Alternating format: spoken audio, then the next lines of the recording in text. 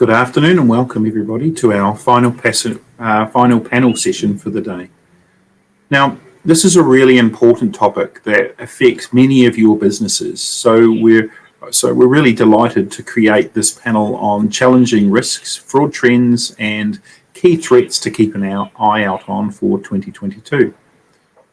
So in this panel, we'll highlight fraud typologies that are increasing across the region.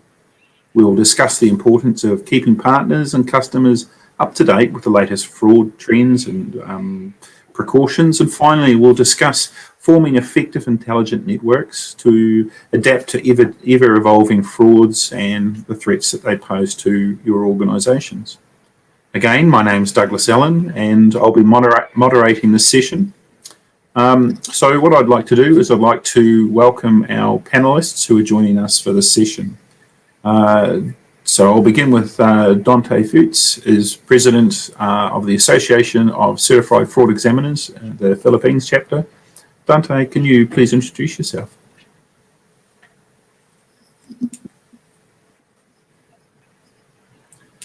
Dante, you're on mute.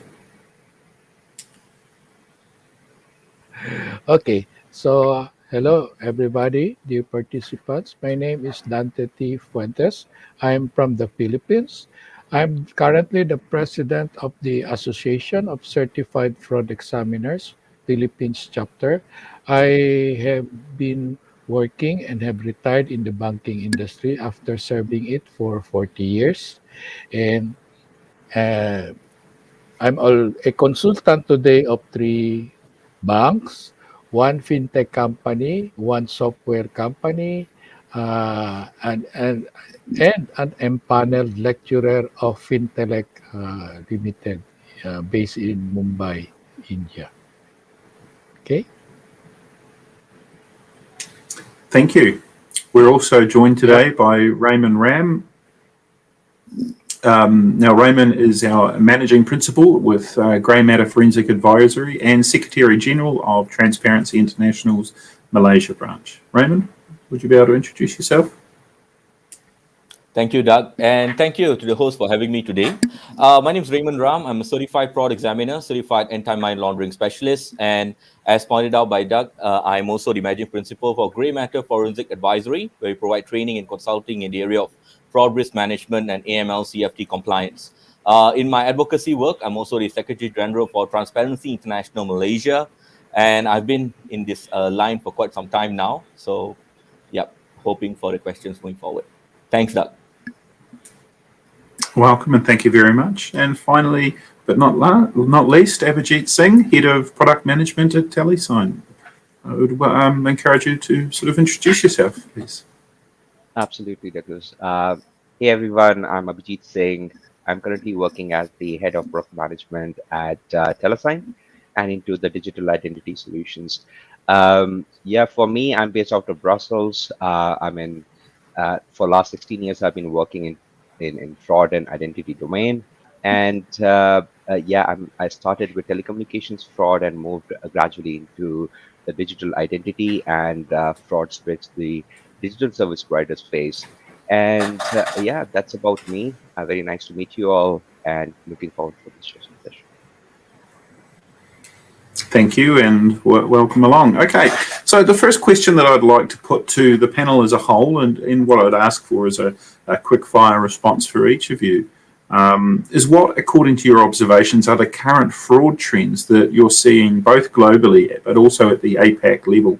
And with that in mind, what trends have you spotted since the pandemic really kicked off and what types of frauds have we seen in the financial services space? Aberjeet, would you like to lead us off? Yeah, absolutely. I can do that. In terms of fraud trends which we have seen since the start of pandemic, we definitely see an increase, right? And increase quite a lot. I mean, if you look at whatever region around the world, the increase in the number of fraud incidents have been somewhere between 30 to 50%. and that depends upon the region, and that depends upon what financial sub industry you're looking at. But yeah, I mean anywhere between 30 to 50% increase overall. And also, I mean, an interesting fraud trend which we see is that the financial fraud seems to be overflowing, and we see spikes in some other domains such as retail or online retail, where the new age financial services have actually led to the opening of the barrage of frauds overflowing towards them. For example, since the time buy now pay later services opened its gates and started becoming mainstream, we have seen at least 20% increase in the retail fraud incidents riding on buy now pay later services. I guess it's because these services are set for growth. They are looking for more user base increase, and their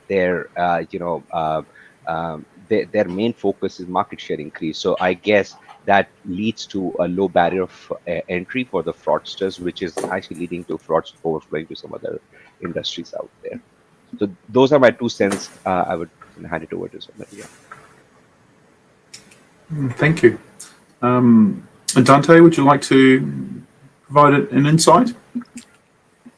We have the same view. In fact, based on the ACFE report to the nation, there is a 51 increase in fraud being discovered, and they are projecting moving to the next years, this will be hitting something like 71%, and that's quite substantial. And we must be prepared, especially on the technology side, using our technological tools to fight and prevent this incident from happening. And we have seen the shift as early as 2020 when the pandemic hit, the shift from the traditional or conventional fraud, it moved on to the cyber world, so to speak. They have shifted. The bad actors that we call the guys who have handheld guns to hold up somebody or steal, they now try to enroll in a computer school to learn how to hack, to be able to make their work easier. And there's no damage to life and property except what they steal. Yeah, interesting insights. Raymond, would you like to contribute? Sure. Thanks, Doug. I would like to start off with Happy International Anti-Corruption Day to everyone, right? So it's 9th of December.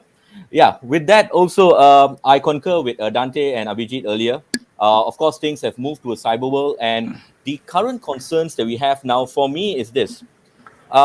We have the dark web, right? The dark web is there. We have also resurgence or movement towards IoT as well, Internet of Things. These are, I believe, the 2 main concerns going forward, because now the profile, like Dante pointed out just now, the profile of a fraudster has changed, right? You don't need to be cyber savvy to conduct a cyber attack. You can go online, go to the dark web, get the services of an online cyber crime consultant, get them to launch a ransomware attack, and then make money out of it, right? Instant realization of finances, right? Instant realization of funds, and with cryptocurrency coming on board as well, I mean, payments are easily made and whatnot.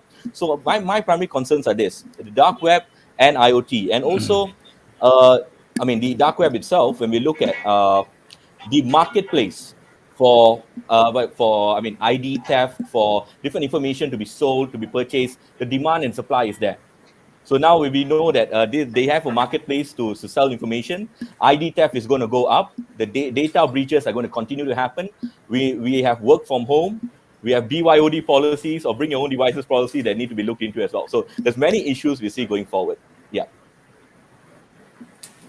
Okay, so there's some really interesting points raised there. One of the things that I'd like to pick up, I think it was initially sort of raised by Aberjeet, and it relates to this rush to market, this push into to commercialize, to capture the working from home, the remote forms, the shopping online, and all of those sorts of things, and this desire, this push to achieve market share, and the creation of a low barrier. And this is something that we discussed in one of the earlier panels today, and it was, this was a discussion at a government level when a government is criticised if they hold off providing support in the sense of a global pandemic if they're taking too long to make sure all the checks and balances are in place. But they're equally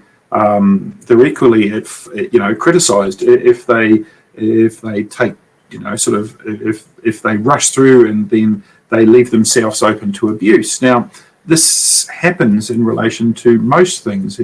Someone's trying to maximise or trying to make the best out of a change in environment, and it's businesses are there to succeed and be successful. But it's a risk, it's a challenge that we have to get our heads around if we want to manage this growth in financial crime and the attacks that the reports are providing. So any sort of expansion of thoughts on that, panel?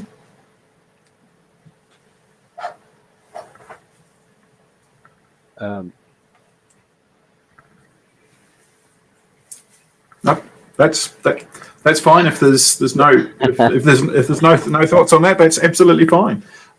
Yeah. Okay. I guess everybody agrees. I guess everybody agrees that it's definitely leading to a lot of complexities in the financial domains and all the industries which are attached to it, right? So also, I guess we do live in a fast-paced world. You see how technology has changed over the last few years, and I guess while the technology is changing in terms of service offering, I guess the technology has to also keep up in terms of fraud detection, because they go hand in hand, right? So nothing to add there. I guess whatever you just said, it's true that there has to be some control somewhere, but I guess it's a complicated situation to be in for sure. Yeah, absolutely. Okay, so the next question that I've got. Oh, please, yes, absolutely. Yeah.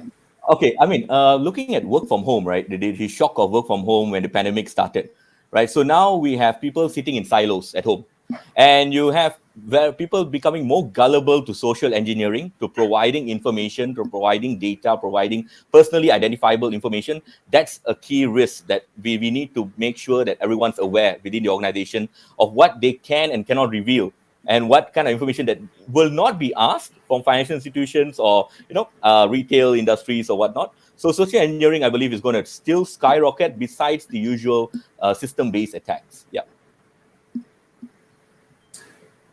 Yeah, the work from home question is a really interesting one. And in fact, I know my organisation as a university, they're sending out emails the IT department is sending out emails on a regular basis with attempted phishing to identify.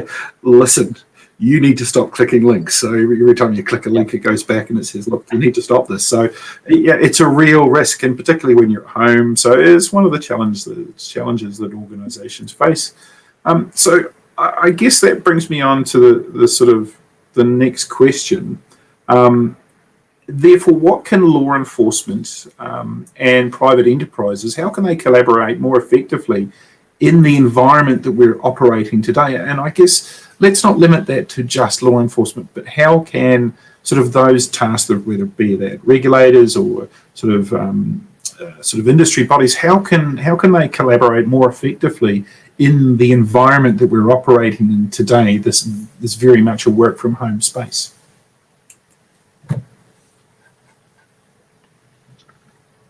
Yeah, if I can take up that question, I guess it is a saying in the fraud and security world that an organization or a business is as secure as their weakest link, right? So the point here is that you take any year and fight against fraud, there's no replacement for awareness, right? So the service providers should continue to create awareness, between among their employees and their customers and the user base, right? Sorry. It definitely, it has its own benefits and could also help in all the players remaining vigilant and create a culture of, see anything, say anything, right? But I guess, as Raymond said, human factor is always a concern, right? People do make mistakes. I mean, fraudsters can catch even the most educated and most risk averse people in odd times and get away with the information they're fishing for, right? So adopting new technologies such as going passwordless, using biometrics, or maybe other multi-form of authentication approaches, where one of the factors, it doesn't rely on human knowledge, I think is the way to go here for sure. Thank If I you. may add to that, just may add to that. There's some very interesting Yes. approaches being taken, especially in the financial sector.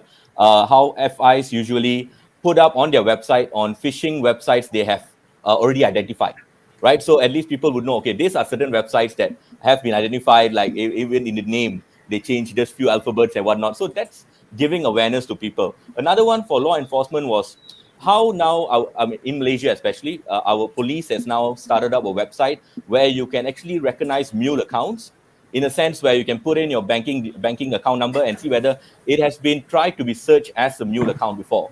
So these are some of the ways I believe not only law enforcement, but even the financial institutions or other sensitive industries can take a proactive approach to educate the masses. Yep.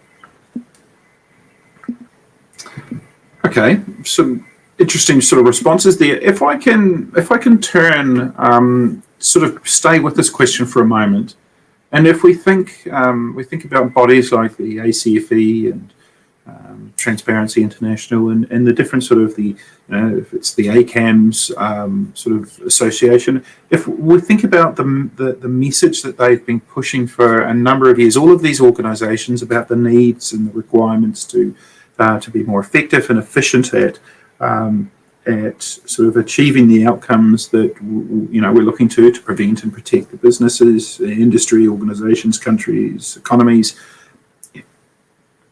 I mean, fraud is one of these things that's been bubbling along since as long as there's been a medium of exchange between two parties.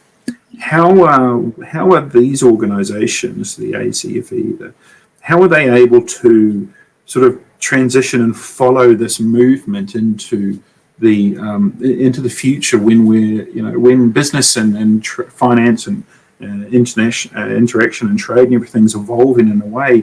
I mean, the message that we've been given out from that over the years, is that going to be the best way of doing that going forwards, or are we going to need to look at doing something different as we move forward? If I may take that though. Yep, please.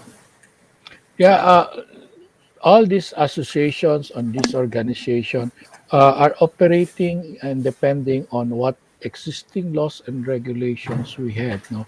And normally when we have a law in place, these are reactive in nature, never proactive, never predictive. No, that's why the bad guys is always a step ahead of us because they don't follow any rules and regulation. Unlike us, the defenders of what we so-called universe, we follow specific rules and regulation. And most of the time when we do that, our hands is already tied. Okay. I have not seen yet a law that is very predictive, looking at the future. Because normally are crafted based on what we have experienced. And we, like in ACFE, in ACAMS, and all those good associations, are operating within the context of the law. That is where we are normally defeated by the bad actors that we call, no? Because we operate legally, so to speak. While on the other side of the coin, the bad actors really don't follow any. They set their own rules. That's it. So no matter how beautiful and good your intention is, you're working in the law, within the bounds of the law. And that might be a discount or a disadvantage to us. Okay, thanks. Any other sort of takes on that? I mean, for myself, I'm also part of the ACFE, also part of CAMS, and also part of Transparency International. Now, the basis is this: we provide the tools to our people on how to not say predict, but to manage the risk of such things taking place. So if as we manage those risks, we can come up with some sort of controls in order to mitigate the risk, but you can never eradicate it. Like Dante pointed out earlier, we're always 2 steps behind. That's very true. We're always 2 steps behind. The best we could do is mitigate the risk as much possible with the controls that we put in, which is proportionate to the levels of risk that the organization faces.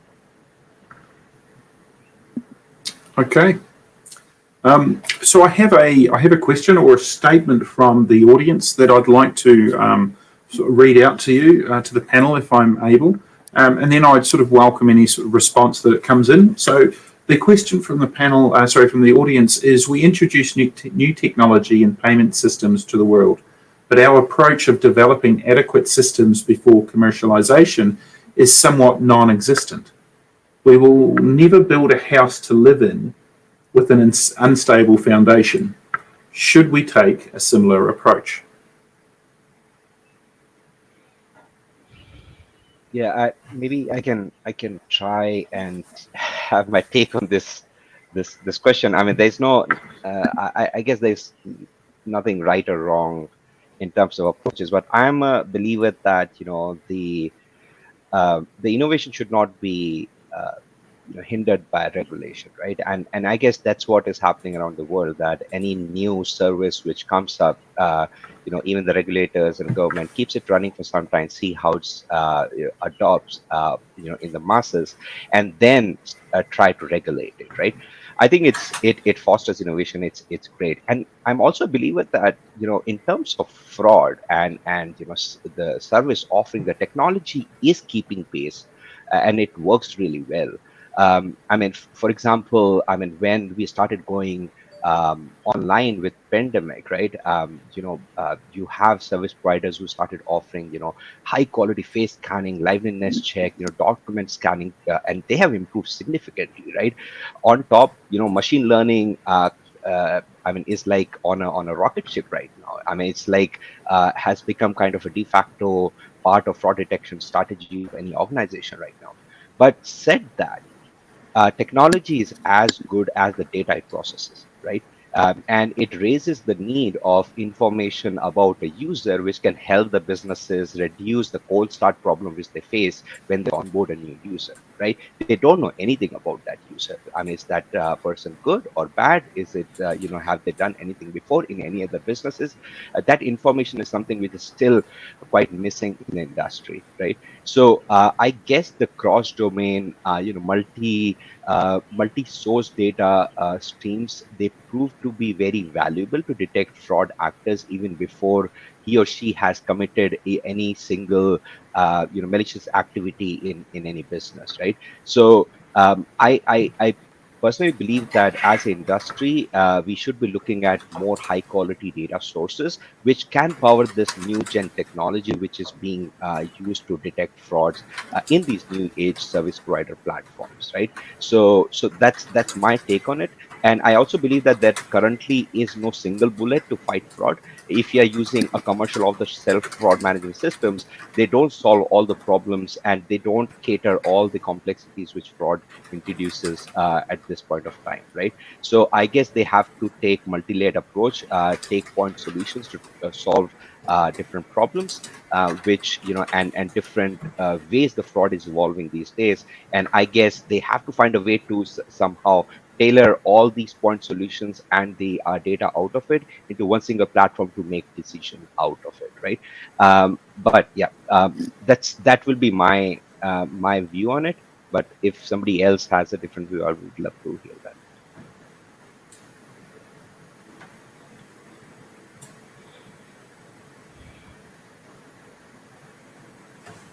Okay, so Raymond or Dante, do you have something else you'd like to sort of say on that, or we'll move on to the next question?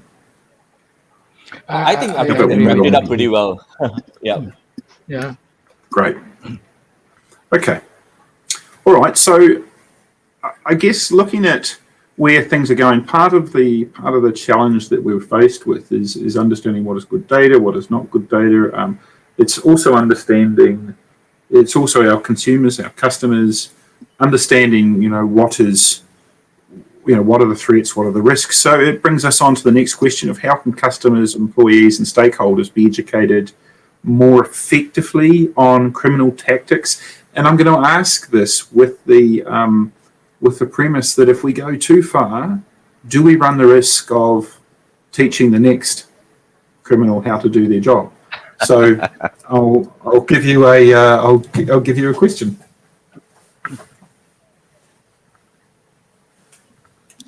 I mean, for me, my take on that would be, of course, you need to continuously educate your staff and also at the masses. The one thing is this: people need to understand what are the schemes that is going on out there, along with the red flags of those schemes, right? Because it's not only that you know what's going on out there. What are the red flags, right? We're not talking about creating manuals like what's on the dark web at the moment on how to perpetrate fraud. That's not what we're supposed to do. We are supposed to highlight like how the ACFE highlights their occupational report to the nation. Give them what are the schemes, what are red flags, how was it detected. Now, these are things people need to know, and these are things that need to be continuously put out there. Yeah. Okay, so I've got a question, if I may. One of the things that, in a significant piece of research that I've been working on for a number of years, is every time a control is put into place, there is a backstop or there is a form of check, or validation, or there's a verification process. Now, with sufficient knowledge, access, and sort of expertise, and a fair amount of cunning, a number of the fraudsters that I've been looking at are actually putting into place. So where you're checking something, where the control requires a check to be done, they're backstopping. They're putting those things in place to ensure that when the organisation does that check or performs that action, that the fraudster has already got that answer in place to respond to the control or the request for further information or verification. So it's one of the. So does that form part of the red flags and the typologies, or is that going too far?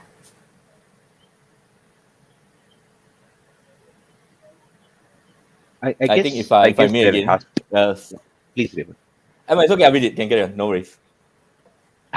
Yeah, I guess there has to be a balance, right? I mean, if you turn the controls extremely tight and start flagging every other application which gets into the system, then you just completely overload your operational staff, right? In terms of you go back 10 years, right, where every application which is coming in is being evaluated manually, right?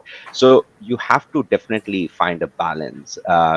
There will definitely be fraud flowing through, right? The idea should be to keep learning from those fraud incidents, just to see how you can you can actually prevent the same kind of attack happening at the start of the that user entering the system, right? And that's where the point which I made earlier about multi-layered system is extremely important, right? I mean, in terms of proactive protection, businesses can try to identify the fraudsters at the point of entry as much as possible, but they will trickle down. Some of the cases will trickle down. So you need to have stronger, need to continue to have stronger transaction management, transaction monitoring system. You need to have, account update management system. You should also, consider out of band information about, if somebody might be getting phished, leading to an account update or a transaction, originating from a different geolocation or different device. These approaches are still extremely relevant. You should never, get rid of all of them, right? Because the fraud will still pass on to other user lifecycle stages than just onboarding.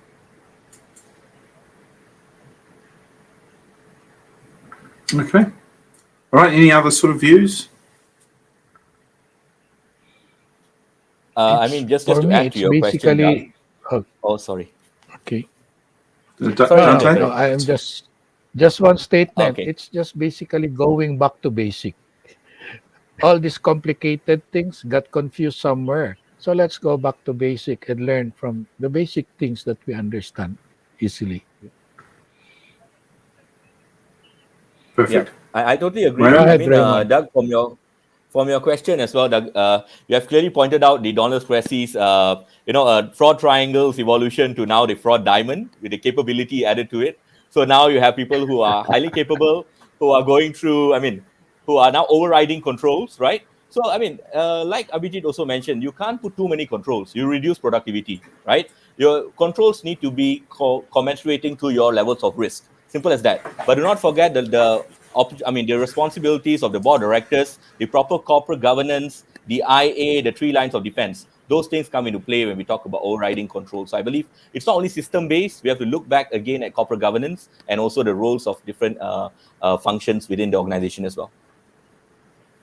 All right, thank you very much. We have 1 minute left. So what I would like is a quick fire response, sort of 1 point from each of you on this last question.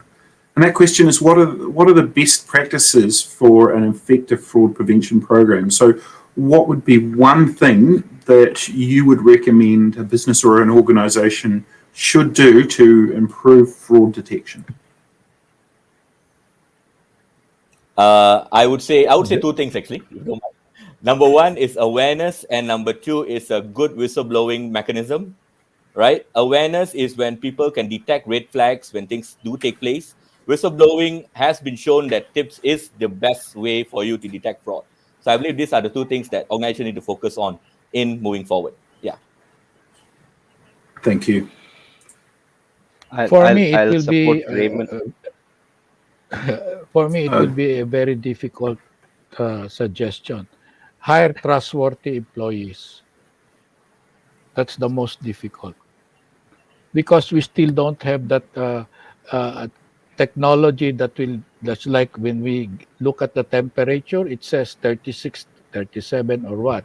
We still don't have that machine that can detect and point to a person, this is a good person. We don't have that. So the challenge will always be there. No? The fight between good and evil will never stop. Whether there's new technology or no technology, it will be there. All right. And Aberjeet, we've just got just enough time for just a very quick response from you. Oh yeah, just 2 words then. As Raymond said, awareness. Second would be, I guess cross-domain and multi-sourced high-quality data, which can power whatever technology investments the companies are putting in terms of fraud detection.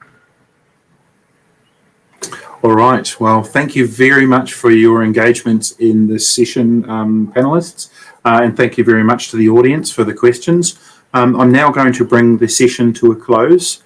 So in this final short session, which will only last a couple of minutes, I'd like to thank you very much for your time and your energy and your input across the APAC Fraud and Financial Services Virtual Summit, which was brought to you today by Transform Finance. And as I've said earlier, I'm Douglas Allan, the Discipline Lead and Head of Financial Crime Studies at Sturt University in Australia. So the summit today has provided some really fascinating insights into both the challenges and the opportunities that we face in a time when we're balancing lockdowns with the right to work, when businesses and their employees are forced into a transition into and I guess back out of remote work arrangements. We've discussed some of the first-hand experiences today that are linked to the opportunities that the global COVID pandemic has forced upon us, and how fraudsters are relentlessly sort of chasing these opportunities in this new environment and new setting that we are operating within. In my opening address, I asked you to consider the role of individual agency of fraudsters, and I wondered aloud whether we, as those who strive to prevent and detect financial crime, are really paying attention to the agency of fraudsters that we seek to prevent their behaviours.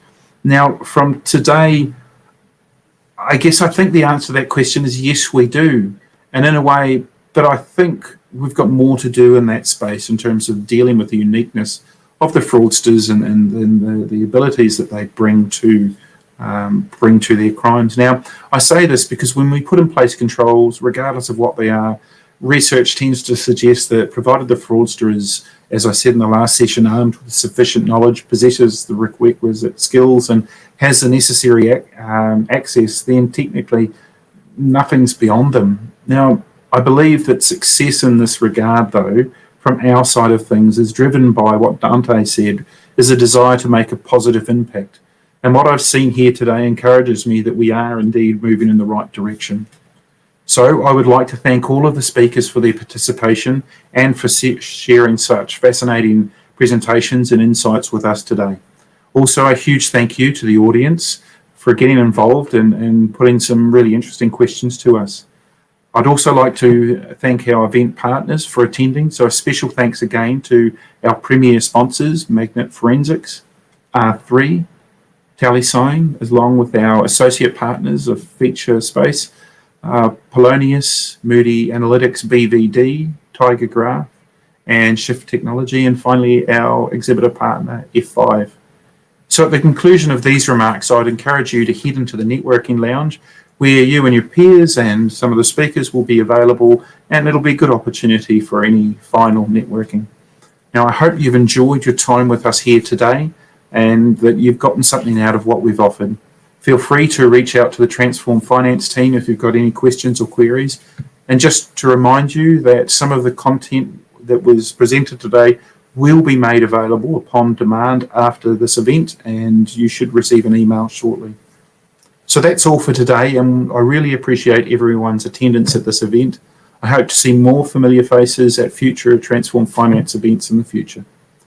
I hope everyone had a great afternoon or evening, wherever it is you're coming from today. And once again, a really big thank you. And as always, keep safe and take care.